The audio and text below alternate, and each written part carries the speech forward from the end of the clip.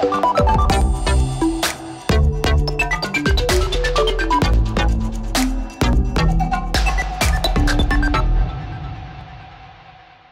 à toutes et à tous, je suis très heureuse de vous retrouver pour cette nouvelle édition de Business Africa, votre magazine de l'économie et de l'entreprise. Et comme vous le savez, aujourd'hui encore 150 $ à gagner en fin d'émission avec le jeu Business Africa. Mais tout de suite, voici les titres. Générateur électrique hors de prix, mais soleil à gogo. La Somalie trouve la solution pour briser le cercle vicieux de l'électricité trop chère. Nous devons encourager les Somaliens à utiliser l'électricité solaire et ses avantages. C'est favorable et bon pour l'environnement. La crypto-monnaie est plébiscitée par les Nigérians, mais les autorités se méfient, un dilemme qui se généralise sur le continent. De manière réaliste, nous devons accepter que les crypto-monnaies sont là pour durer. Il y a les débats, mais ce que nous constatons ces derniers temps, c'est qu'il y a beaucoup d'acceptation institutionnelle. Des millions d'armes de petit calibre en circulation sur le continent font exploser les chiffres de la criminalité. Zoom sur la Tanzanie, le pays qui dit non aux violences faites aux civils. Celle-ci, c'est une arme militaire, très dangereuse pour le public. Elle peut prendre un magasin de 30 cartouches. Elle tire plus ou moins comme un AK-47 avec les mêmes capacités. Nous ouvrons cette édition sur un formidable effort pour améliorer le quotidien de milliers de Somaliens. Dans ce pays de la Corne de l'Afrique, à l'épreuve de la sécheresse et de la pauvreté, la Banque mondiale estime qu'11 millions de personnes n'ont pas accès à l'électricité. Les générateurs alimentés au diesel sont la première source d'une énergie parmi les plus coûteuses au monde, autour d'$1 le kilowattheure. Mais aujourd'hui, grâce à une centrale solaire établie en bordure de la capitale Mogadiscio, ces coûts ont fortement reculé. Un véritable coup de fouet pour l'économie locale. Regardez. L'accès à l'électricité est un vrai défi pour de nombreux habitants de Mogadiscio. Le coût n'est pas seulement prohibitif, les Mogadisciens paient aussi le prix fort en termes de santé et de confort. Le hurlement quotidien d'énormes générateurs diesel émettant une épaisse fumée, des factures d'électricité élevées, c'était vraiment intenable pour beaucoup d'entre eux. Et aujourd'hui, un nouveau projet d'énergie solaire lancé par Beko Lightning Company à Mogadiscio transforme progressivement la production et les coûts énergétiques. Beko a été lancé en 2014. À cette époque, toute la ville n'avait pas de système électrique. Ce que je veux dire par système électrique, tout était à basse tension. En ce moment, nous avons un système 11 kPa, un système 33 kPa, des sous-stations presque comme n'importe quel autre fil du monde. Le diesel est cher, le solaire est beaucoup moins cher, donc l'une des raisons pour lesquelles nous sommes intéressés à investir dans l'énergie verte, c'est tout simplement un bon business, parce que nous avons plus de 3000 heures d'ensoleillement par an. La société basée à Mogadiscio a récemment signé un contrat de 30 millions de dollars pour générer 35 MW. Cela comprend 25 MW à partir de l'énergie solaire et 10 MW à partir de la batterie. L'entreprise exploite également 500 transformateurs pour augmenter la distribution de l'énergie. Grâce à ces investissements, le projet solaire a déjà apporté une énorme amélioration au quotidien des habitants. Nous avions l'habitude de commuter ici plus de 5 générateurs lourds qui produisaient 5 MW et ils étaient très bruyants tout en polluant l'atmosphère. Aujourd'hui, l'accès à une électricité fiable et bon marché est devenu une réalité pour de nombreux ménages et les consommateurs professionnels comme les hôtels qui souffraient de frais fixes élevés en raison d'une électricité coûteuse ont vu leurs dépenses mensuelles baisser considérablement. Beko nous fournit actuellement l'électricité la plus fiable et la moins chère de la Somalie et elle est toujours disponible. Le prix de l'électricité est moins cher qu'avant. Auparavant, je payais plus de 600 US$ pour l'électricité dans mon entreprise. Mais maintenant, les tarifs ont baissé. Je paye moins de 200 $ avec de l'électricité puissante. Avant Beko, le tarif était de 1,20 $ par kilowatt et avec cela, nous ne pouvions pas utiliser de machines lourdes pour les activités hôtelières à cause de ce tarif. Après avoir installé le système solaire, nous avons la possibilité d'obtenir une électricité fiable et puissante avec un tarif de 0,20 $ par kilowatt. Maintenant, nous utilisons toutes les machines pour faire fonctionner nos services hôteliers. Vous savez que le plus grand défi en Somalie en matière d'énergie verte, je peux dire, c'est la finance. Le plus gros problème auquel nous sommes confrontés est le financement international par les financements locaux, comme nous utilisons la Salam Somali Bank ici en Somalie. Mais si nous essayons de traiter avec les entreprises internationales et des banques internationales, nous rencontrons beaucoup de problèmes parce que vous savez, dès qu'ils entendent la Somalie, c'est un non catégorique. Ils ne viennent pas ici et c'est le plus gros défi.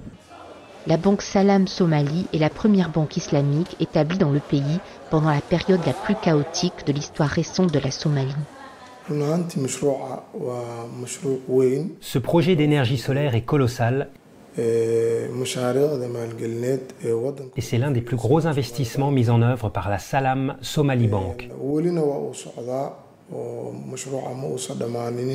C'est un projet en cours et nous estimons un investissement de plusieurs millions de dollars.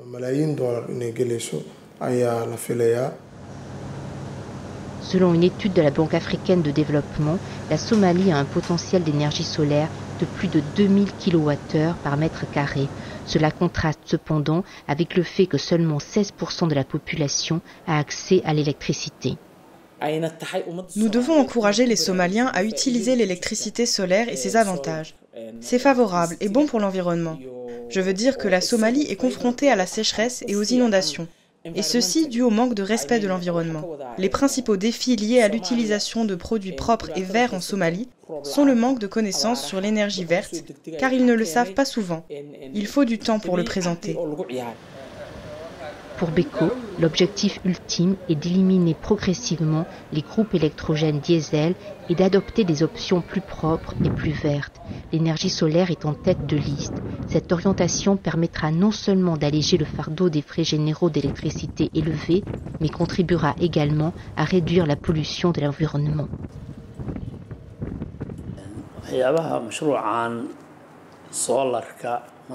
Lorsque nous aurons terminé ce projet solaire, nous réduirons la dépendance aux générateurs diesel et nos clients profiteront d'un prix très bas pour notre électricité.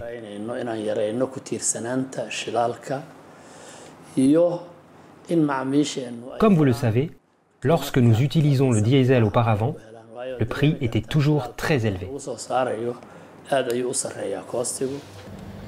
Avec plus de 3000 heures d'ensoleillement par an, l'investissement dans l'énergie solaire en Somalie peut être une entreprise rentable et une voie sûre vers l'énergie verte. Cependant, l'accès limité au crédit, les investissements internationaux réticents et les problèmes de sécurité risquent de freiner cette transition massive vers l'énergie solaire. Le premier obstacle à la vaccination contre la Covid-19 en Afrique, ce n'est pas la pénurie de vaccins.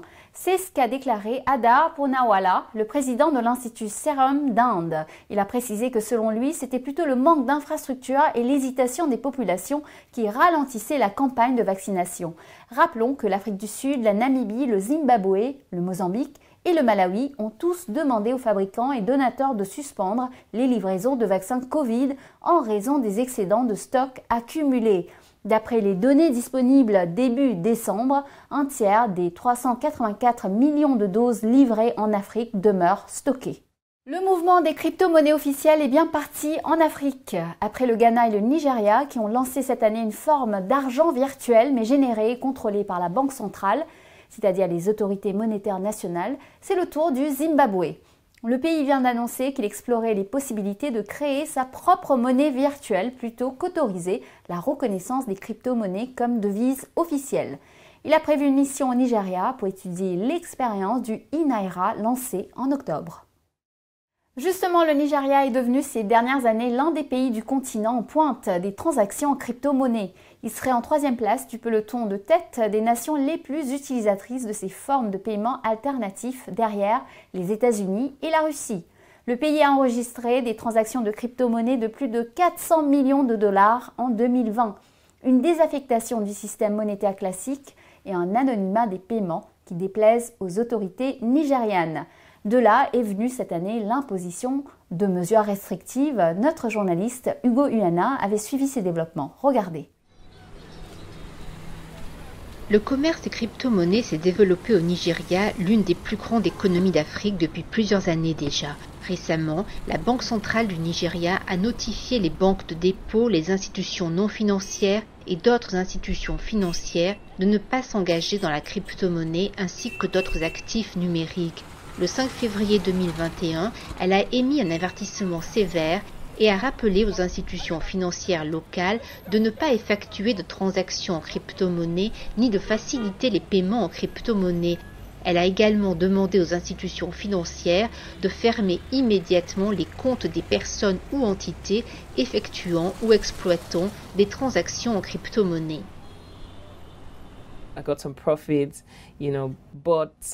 J'ai obtenu un certain profit, mais récemment, cette politique de la Banque centrale du Nigeria a été décidée.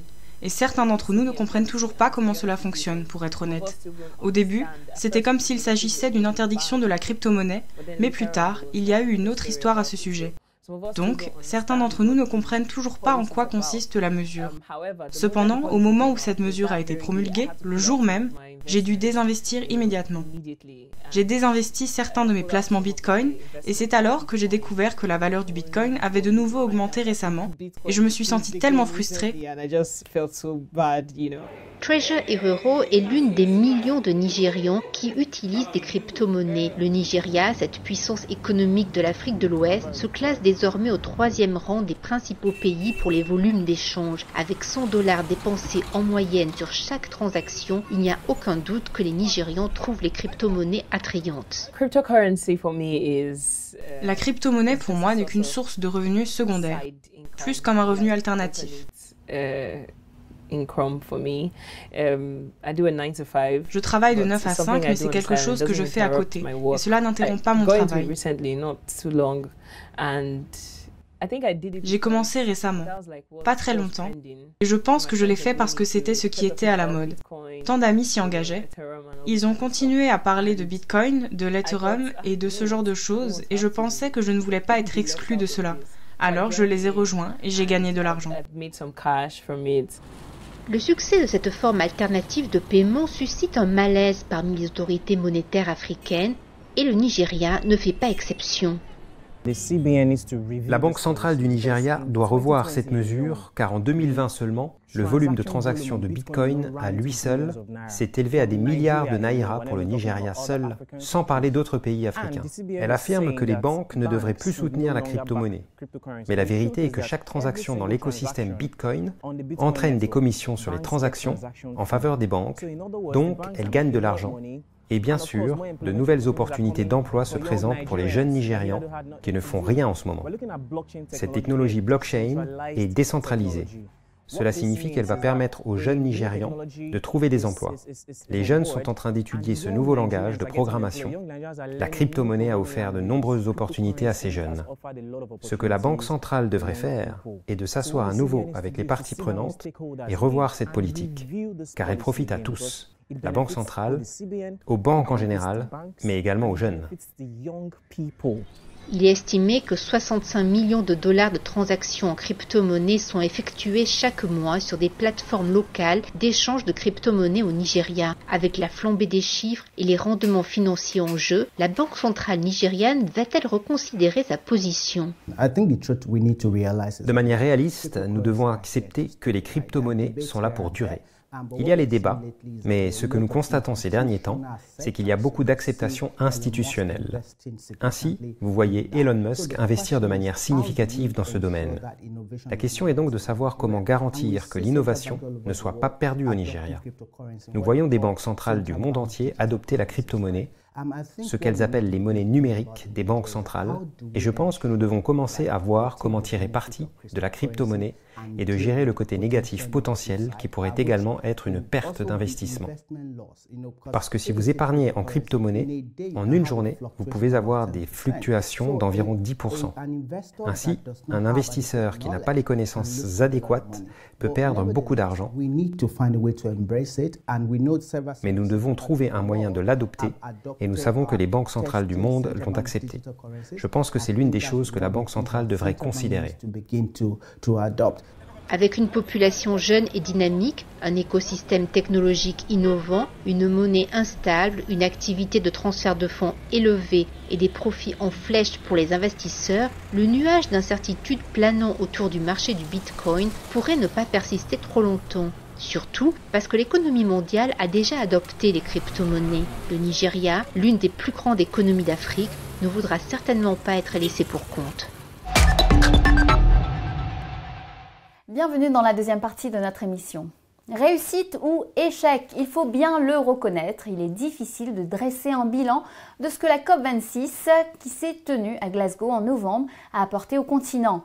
Une chose est certaine, les pays en voie de développement ont été déçus de voir que le montant de l'enveloppe financière pour les aider à réduire leurs émissions et surtout affronter les conséquences du dérèglement climatique n'avait pas évolué.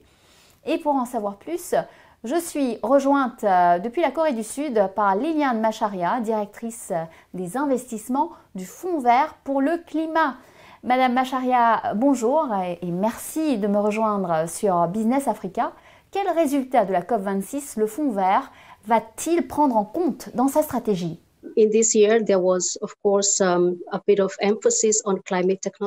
À la COP26, l'accent a été mis sur la technologie climatique. L'accent est encore mis sur le maintien de l'équilibre entre l'adaptation et l'atténuation. Nous sommes également censés prendre en compte la manière dont nous utilisons les données du GIEC et d'autres sources de données. À noter qu'un certain nombre de pays ont des défis en termes de leurs propres données. Il s'agit probablement des systèmes en place et nous devons nous assurer d'utiliser des données pertinentes disponibles. Et cela aide en quelque sorte à justifier l'évaluation de la vulnérabilité des pays aux risques climatiques et donc à évaluer comment contribuer à atténuer ou aider les pays à développer leur résilience.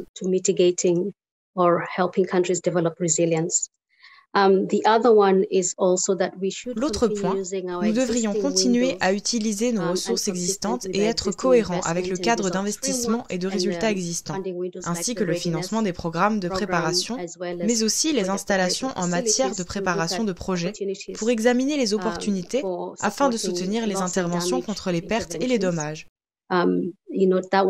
C'était une question clé qui a été soulevée par les pays en développement et les pays les moins avancés qui sont vulnérables aux impacts climatiques lors de cette COP26.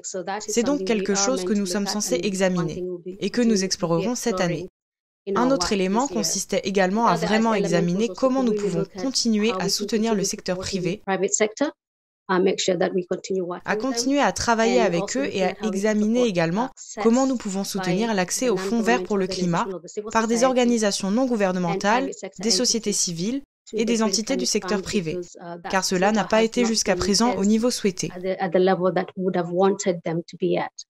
Quels sont les défis et les perspectives que vous percevez en Afrique pour l'année à venir?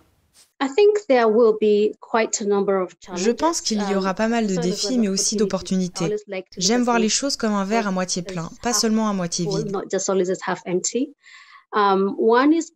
L'une est certainement de créer l'élan et le consensus, non seulement parmi les circonscriptions africaines, mais aussi parmi les circonscriptions en développement, pour s'assurer que tout le monde soit sur la même longueur d'onde en termes de priorité et que tout le monde pousse pour les mêmes choses. Je pense qu'il y a eu beaucoup de choses à cet égard. Par exemple, parmi les États en termes de pertes et de dommages. C'est parce qu'il est vrai que beaucoup de pays qui ont souffert d'impacts climatiques ne sont pas ceux qui sont nécessairement coupables.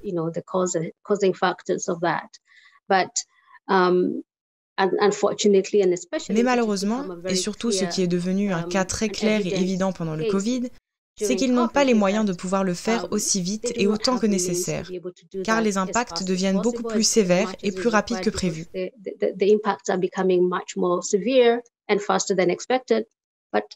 Mais les moyens de le faire ne sont pas disponibles.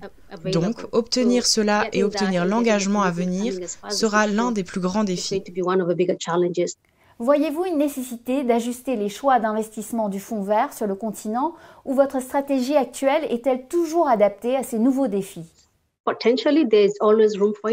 Potentiellement, il y a toujours place à l'amélioration, c'est sûr. Mais rappelez-vous que le Fonds vert pour le climat est axé sur les pays. Nous répondons donc certainement aux besoins et aux priorités des pays. Il y a certaines choses qui, selon nous, pourraient être mieux faites. Mais encore une fois, c'est le choix d'un pays qui détermine ce qui leur revient et ce qu'ils sont alors en mesure de financer. Par exemple, si vous me posez la question, et c'est mon opinion personnelle, pas l'opinion du Fonds vert pour le climat, je dirais que probablement une plus grande intégration de certaines des activités prioritaires que nous finançons et une intégration plus poussée du climat dans la planification du développement national serait un très bon point de départ, de manière à ce que ce ne soit pas une activité secondaire des ministères de l'environnement ou d'un autre ministère et que cela fasse partie intégrante de la planification nationale parce que le climat devient un facteur global. Cela donnerait donc certainement beaucoup plus d'importance aux sujets liés à la résilience et à l'atténuation du changement climatique. En tout cas, l'importance qu'il mérite. Liliane Macharia, merci beaucoup. Plus rien n'arrête les avocats de Tanzanie. Le fruit est en train de devenir une véritable success story du commerce africain. Grâce à l'assistance de l'Organisation pour l'alimentation et l'agriculture, la FAO, l'Inde vient juste d'ouvrir les portes de son vaste marché aux avocats exportés de Tanzanie. Une avancée qui fait suite à 2 autres accords importants qui permettent l'exportation du fruit vers l'Afrique du Sud et même vers la Chine. Un marché lucratif qui pèse 133 millions de dollars. Et un chiffre qui continue d'inquiéter en Afrique, les civils sont toujours en possession de 40 millions d'armes légères et de petits calibres. Et seul un petit pourcentage fait l'objet d'un permis de port d'armes. L'Ouganda est actuellement dans une période d'amnistie de 2 mois pour la restitution volontaire sous condition d'anonymat et d'immunité de ses armes détenues illégalement. Le pays récemment confronté à une attaque terroriste a détruit près de 141 000 pièces d'armement depuis 2006. Nous restons dans l'est du continent où la Tanzanie a décidé de se battre contre les braquages, les attaques à main armée ou encore les violences entre bandes rivales. Une violence au quotidien que les turbulences économiques tendent à exacerber. Nous avions été à Dar es Salaam voir comment les autorités et les organisations de la société civile avaient réussi à se mobiliser. Regardez. Un officier de police et un employé de banque ont été abattus par des malfaiteurs lors d'un hold-up à main armée à Dar es Salaam, capitale de la Tanzanie. 2 morts de plus, causées par la prolifération des armes à feu illicites. Les armes à feu illicites sont responsables chaque année de la mort d'environ un demi-million de personnes dans le monde.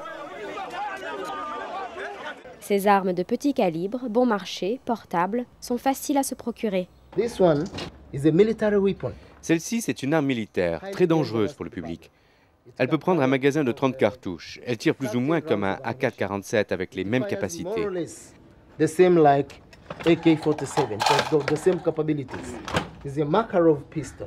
Un pistolet Makarov fabriqué en Chine, il y en a beaucoup, énormément qui circulent dans notre pays. Il y en a plein partout. La Tanzanie a traversé une histoire relativement calme, l'époque coloniale, puis a acquis son indépendance. Aujourd'hui, le taux de criminalité violente et d'exposition aux conflits armés est assez faible par rapport aux autres pays d'Afrique de l'Est. Pourtant, des études officielles récentes suggèrent que la population civile a en sa possession environ 700 000 armes à feu. Dans certaines régions, on pense que 24% des familles en possèdent une, surtout dans les régions frontalières. La Tanzanie a pour voisins des pays comme le Rwanda, le Burundi, la République démocratique du Congo et d'autres avec un passé mouvementé. La Tanzanie n'a pas la chance d'être une île. Elle a 9 voisins, et 8 d'entre eux sont ou ont été en guerre à un moment ou à un autre de leur histoire. Certains sont toujours en guerre aujourd'hui. La Tanzanie est un pays paisible. Nous avons dû accepter de recevoir des réfugiés, et ces réfugiés sont arrivés avec des armes qui n'ont pas toutes déclarées officiellement. Les Tanzaniens ont un attachement culturel aux armes à feu. Les pistolets fabriqués à la main et qu'on charge par le canon sont utilisés depuis le 19e siècle en Tanzanie lors des cérémonies. Aujourd'hui, les truands s'adressent aux artisans fabricants de pistolets pour produire des armes bon marché et mortelles. Voici une carabine modifiée par un artisan local. Elle est capable de tirer les mêmes munitions qu'une carabine moderne.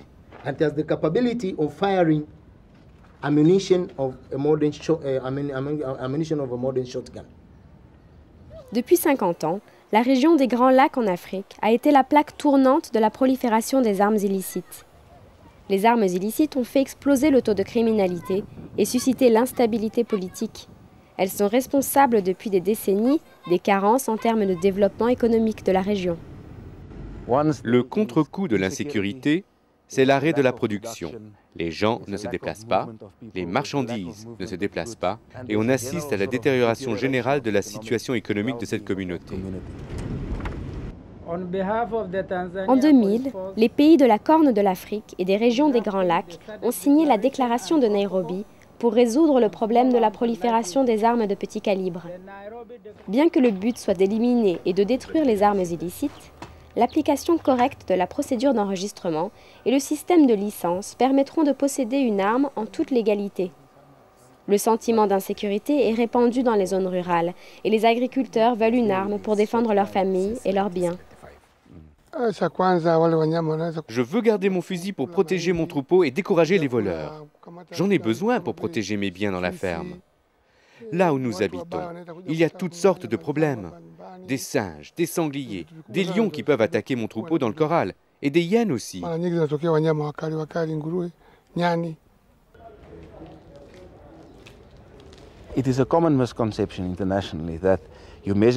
Ailleurs dans le monde, les gens ne se rendent pas compte que le succès ne se mesure pas au nombre d'armes à feu qu'on a réussi à détruire. Donc, la destruction ou le dénombrement des armes, ce n'est pas le plus important. Ce qui est important, ce sont les mesures prises pour stopper les dysfonctionnements et empêcher qu'ils ne se reproduisent. Le plan de contrôle des armes et pour le désarmement en Tanzanie a eu beaucoup de succès dans tout le pays. C'est la première fois au niveau mondial qu'une approche nationale cohérente est appliquée et elle se pose en exemple pour toute cette partie du monde. La société civile et les agences de maintien de l'ordre travaillent ensemble. Ce n'était pas le cas auparavant. Ne serait-ce qu'au niveau des agences de maintien de l'ordre, elles ne coopéraient pas. Les douanes et la police travaillaient chacune de leur côté. La police et l'armée n'étaient pas d'accord. Alors que maintenant, ils travaillent tous ensemble. Cela nous a pris des années, mais nous y sommes arrivés. Nous avons mis en place ce type de coopération. Dans cette région, les pays des Grands Lacs devront s'attaquer à la prolifération et au trafic d'armes de petit calibre sur leur propre territoire. Et c'est là que la communauté internationale joue son rôle dans le succès du projet.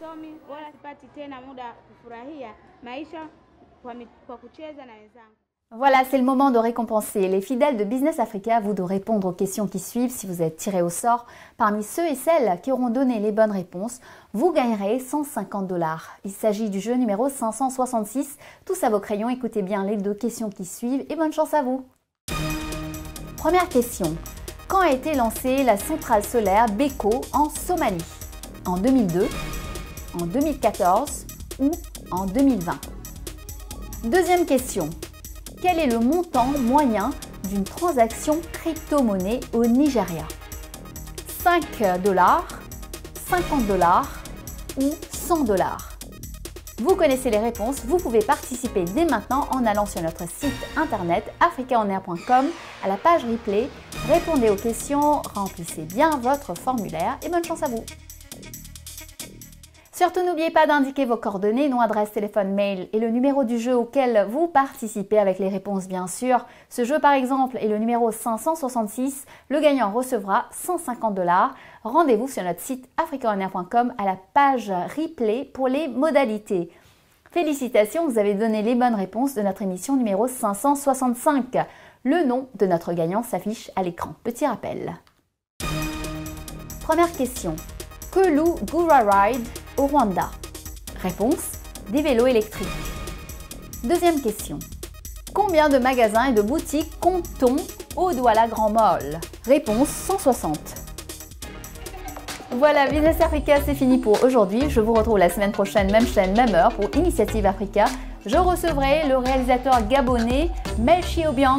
En attendant, vous pouvez revoir cette émission sur notre site newsafricaonair.com ainsi que sur tous nos réseaux sociaux.